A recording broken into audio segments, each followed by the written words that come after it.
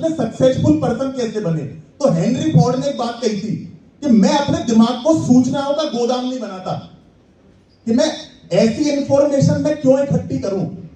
ये इंफॉर्मेशन लेने के लिए तो मैं मेरी कंपनी में ऐसे लोग हायर कर सकता हूं ना, जो मुझे वो इंफॉर्मेशन इकट्ठी करके दे देंगे।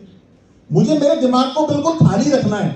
अपने दिमाग को क्या है, सूचनाओं का गोदाम मत बनाओ, डस्टबिन मत बनाओ, इसको खाली रखो बिल्कुल, ताकि आप रचनात्मक तरीके से सोच सको। क्रिएटिव सोच होनी चाहिए, विजन होना चाहिए, एक मिशन होना चाहिए। बोले मैं मेरी कंपनी को 500 करोड़ से 1000 करोड़ की बनाऊंगा, 2000 करोड़ की बनाऊंगा, 10,000 करोड़ की बनाऊंगा। ये विजन मुझे चाहिए अपने अंदर। उसके दिमाग और पैराशूट ऐसी चीज होती है, खुलने के बाद काम करती हैं। ये जितना खुल जाते हैं ना, हमें अपने दिमाग को खोलना है और सोचना है। एक क्रिएटिव आइडियाज होने चाहिए हमारे पास।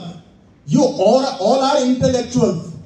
अब्दुल कलाम साहब ने एक लाइन कही थी कि इस देश और इस राष्ट्र की जो सबसे बड़ी शक्ति है वो यहाँ के बुद्धिजीवियों का चिंतन है।